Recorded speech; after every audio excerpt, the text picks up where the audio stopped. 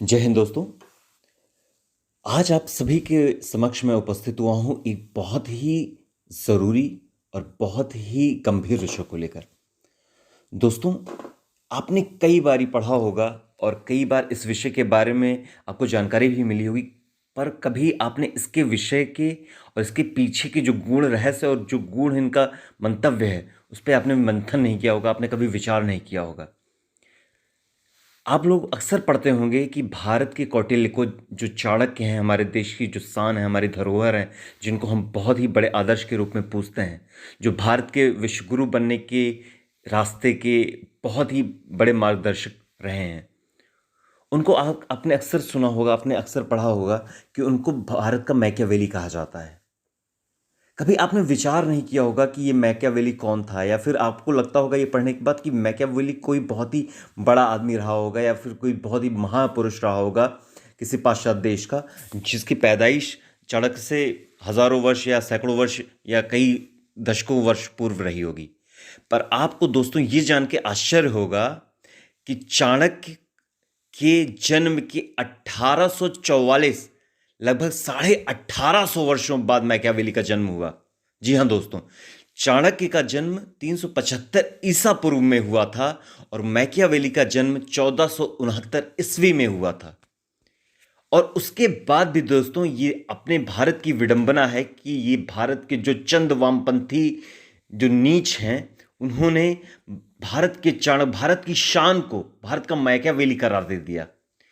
एक इंसान जो 1844 वर्ष पूर्व जन्मा और जिसकी विरासत इतनी बड़ी कि उसने कांधार से लेके सुदूर दक्षिण तक भारत को एक सूत्र में बांध दिया, ऐसे महापुरुष को उसको भारत का मैकियावेली कहा जा रहा है। वो मैकियावेली जिसके बारे में अगर आप हिस्ट्री नहीं पढ़े हो, आप उसके बारे में खंगालिए, तो आपको जान के आश्चर्य होगा कि मैकियावेली का पूरे विश्व के लिए जो कंट्रीब्यूशन है और जो चाणक्य का भारत के लिए कंट्रीब्यूशन है, उसमें कितना बड़ा अंतर है।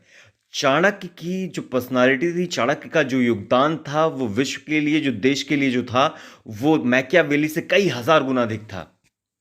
दोस्तों, मैकियावेली चाणक्य के पैर की धूल के बराबर भी नहीं था। उसके बाद भी इन चंद वामपंथी चाटुकारों ने पाश्चात्य संस्कृति को बड़ा दिखाने और भारतीय संस्कृति को और भारतीय महापुरुषों को नीचा दिखाने के लिए इन्होंने भारत के चाणक्य को, इतने बड़े महापुरुष को भारत का मैकियावेली करार दे दिया।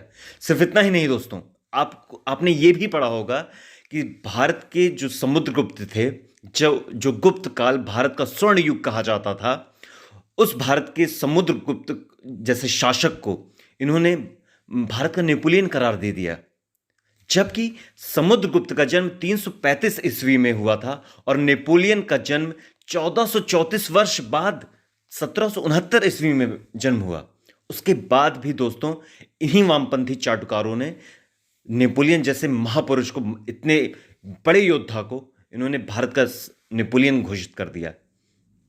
दोस्तों, गुप्त काल भारत का स्वर्ण युग रहा है और भारत की जो वैभव और जो संस्कृति और जो संपन्नता थी, वो पूरे विश्व में सबसे बड़ी थी।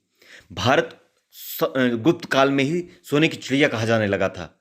लेकिन इतने बड़े महान शासक को और इतने बड़े बड़े महापुरुषों को, जो भारत के योगदान में, जो भारत को सोने की चिड़िया बनाने में जिनका अहम योगदान था, ऐसे महापुरुषों को भारत की इतनी महान संस्कृति को नीचा दिखाने के लिए इन्होंने पाश्चात्य संस्कृति के जो टुच्चे, मैं टुच्चे इसलिए कह रहा हूं क्योंकि उनका जो कद था वो भारत के महापुरुषों के सामने टुच्चा ही था। अगर आप उनके बारे में, उनकी हिस्ट्री और उनके बैकग्राउंड को पढ़ेंगे तो आपको अपने आप प्रत्यक्ष रूप से आपको प्रमाण मिल जाएगा कि नेपोलियन क्या था और समुद्रगुप्त जैसे महाशासक क्या थे। एक 1434 वर्ष बाद, लगभग 1500, 1500 वर्ष बाद पैदा हुआ आदमी, और जो एक व्यक्ति जो 1434 वर्ष पूर्व जन्म हुआ, उसके नाम से जाना जाए, ये उल्टी गंगा बहा रहे हैं।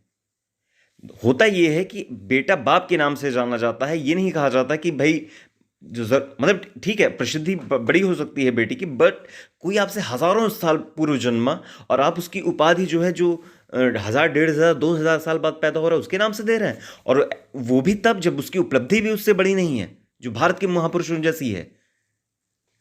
दोस्तों, ये इन्होंने एक षड्यंत्र के रूप में, इन वामपंथियों ने भारत के नागरिकों को कमतर एहसास कराने के लिए, भारत के नागरिकों का आत्मविश्वास शून्य करने के लिए, इन्होंने एक षड्यंत्र के रूप में, एक बहुत बड़े षड्यंत्र के रूप में हमेशा आपके आत्मविश्वास को झकझोर को रख देने के लिए, उसको नीचा करने के लिए, उसका पतन करने के लिए इन्होंने ये षड्यंत्र रचा। यही नहीं दोस्तों, आपको ये भी जान के आश्चर्य होगा, इसी तरीके से जैसे जो जयपुर, जो हमारा पिंक सिटी के नाम से प्रसिद्ध है, जिसको यूनेस्को ने भी वर्ल्ड हेरिटेज सिटी का घोषित करने वाला है, उसको भारत का पेरिस कहा जाता है। जो मेघालय है उसको पूर्व का स्कॉटलैंड कहा जाता है। जो कश्मीर है, जिसको विश्व का स्वर्ग कहा जाता है, उसको भारत का स्विट्जरलैंड के नाम से खिताब दे दिया।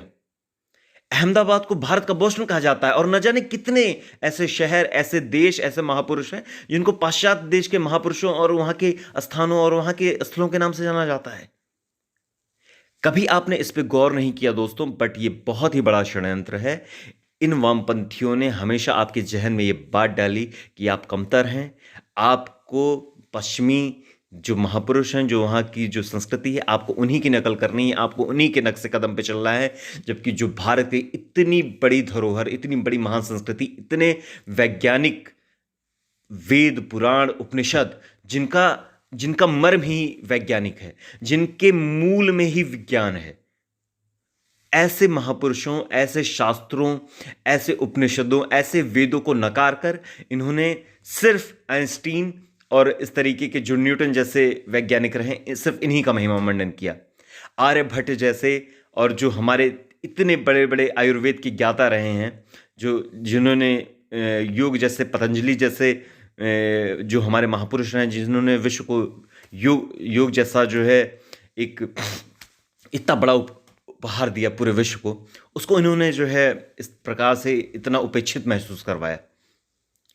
दोस्तों, ये जागरण का समय है, और मैं समझता हूँ 2014 के बाद भारत का पुनर्जागरण का समय असली रूप में अब आया है, और आपको जागने की ज़रूरत है दोस्तों। और ये जो पाश्चात्य संस्कृति को हमेशा ऊंचा दिखाने और भारतीय संस्कृति को नीचा दिखाने की पद्धति है, इसको हमें और आपको ही मिलकर ख़त्म करना है।